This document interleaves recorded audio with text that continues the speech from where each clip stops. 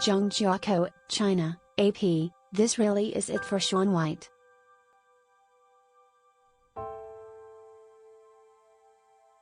The three-time gold medalist made it clear that not only will the Beijing Games be his last Olympics, they'll mark his final contest, too.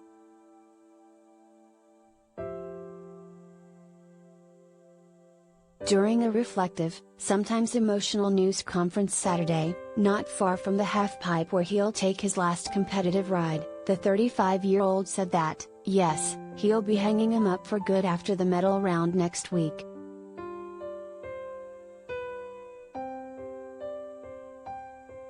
"In my mind, I've decided this will be my last competition," he said.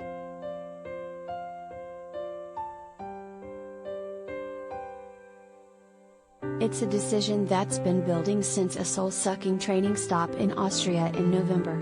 He was dealing with nagging remnants from injuries to his knee, and back, and ankle. He got lost on the mountain with the sun going down. It was one of those rare times when snowboarding didn't feel fun anymore.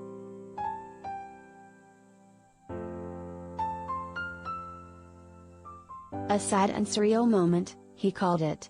But joyous, as well.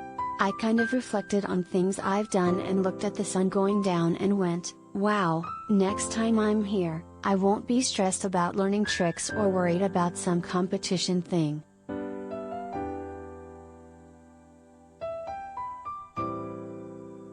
He is soaking in every moment on this fifth trip to the Olympics, and over his 45-minute session with the media, he fielded an equal number of questions about his past as about what's to come over the next 7 days and beyond.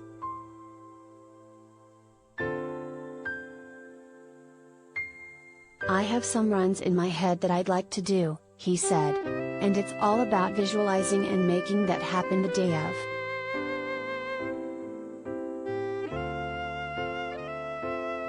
Though he refused to take it off the table, those runs probably will not include a triple cork, the three-flip trick that Ayumu Hirano of Japan has landed twice in competition this season, but has not won with, because he could not link another trick to it.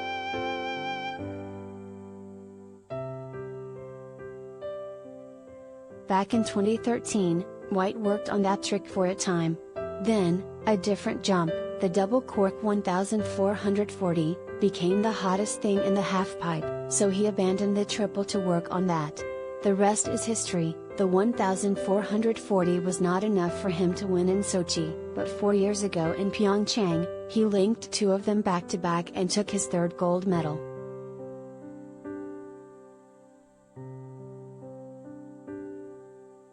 "I'd never done that combination of tricks before and just put it down to win," White said.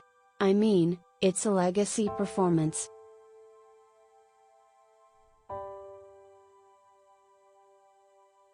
His legacy goes well beyond that.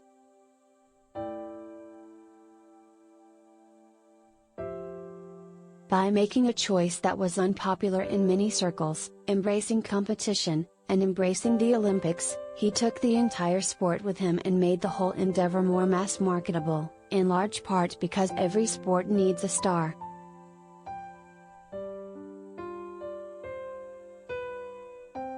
He also set the bar in a game that treasures progression above all else. In 2006, he was the first man to land back-to-back 1080s.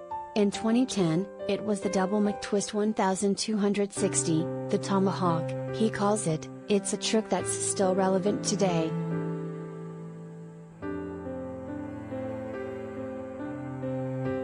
Though others started landing the 1440 and linking two together before him, White did it best, and when the stakes were the highest.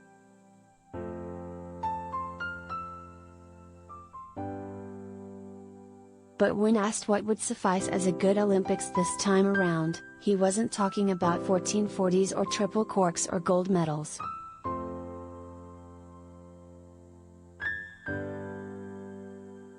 This has been a rough season for him, including an ankle injury, a bout with COVID-19, a late unscheduled trip to Switzerland to secure his Olympic spot and, most recently, a training plan that got thrown off schedule during his stay in Colorado in January.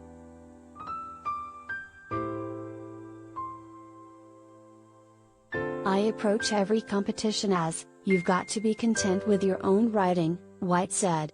"And as long as you can go out there and put down your best, and lay it out there, then you can walk away, and in your mind, be good with that."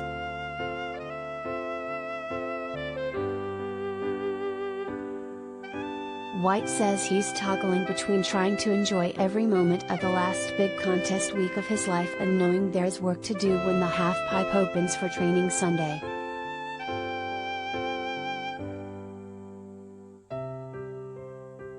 "I'm sort of pinching myself, with how lucky I am to still be here at this age," he said.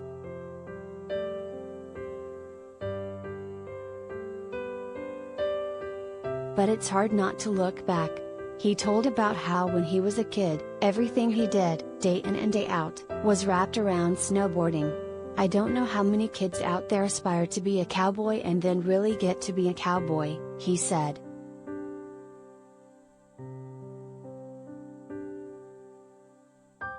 Asked what headline he would put on his career, he said he looks back at the kid he was and thinks the perfect line would be, "We did it."